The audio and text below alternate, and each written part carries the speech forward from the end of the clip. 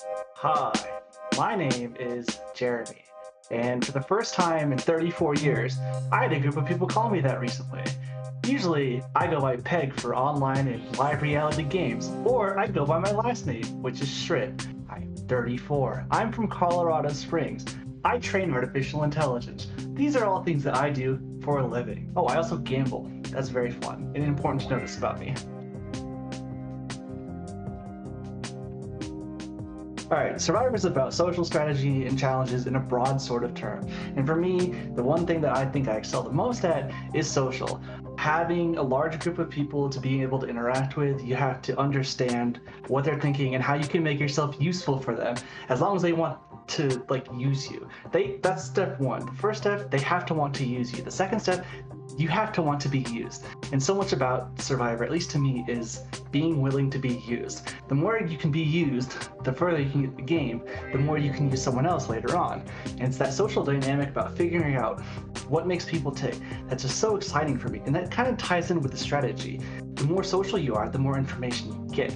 The more information you get, the better strategical decisions you can make. Sometimes in the game like Survivor, you can make wrong decisions. You don't have to play a perfect game. You have to play a perfect game that's tailored to you. And so many people are just afraid of doing that. They think, I have to make the right decision every single time. No, that's wrong. You don't have to do that.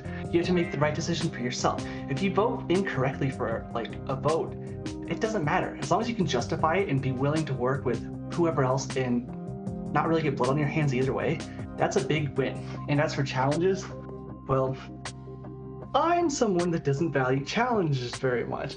I slack off. I don't let people know what I can do because it's not important for me to look strong. This is coming from someone that's done a bunch of these and doesn't win individual immunity challenges ever. Actually, that's wrong. I won the first individual immunity I played, but it was bracketeering. That doesn't count. It doesn't count at all. So my my challenge prowess is minimal because I just don't care about it. It's not important to me. The other two things are way more important to me. Whew.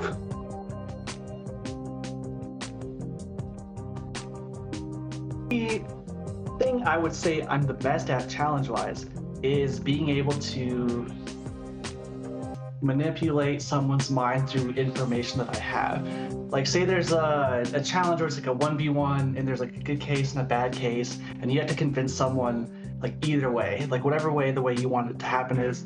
Stuff like that where I can just use my brain to ideally capitalize on the connections and information I have to get a positive result. So stuff like just mental games, that's my wheelhouse. Flying, mental games, that's where I shine.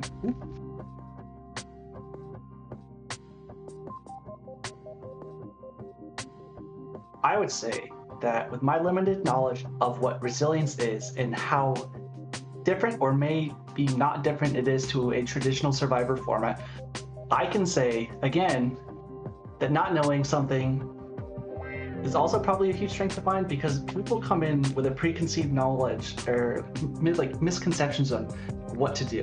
And when you're playing a new format or a slightly different format of something you think you might know, then being able to capitalize on maybe there are two challenges in an episode. Maybe there's individual challenges and team challenges. There are probably things that we just don't know about and we can't predict.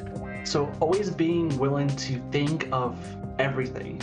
If you're not willing to think of everything in a game like Resilience, then you're not going to advance very far. Or if you do advance very far, you're gonna be a goat. Because if you don't think, then I don't know, what are you doing? What are you doing? If you're not thinking about how to use me or my neighbor or anyone around me, I don't know, it's just a big mistake.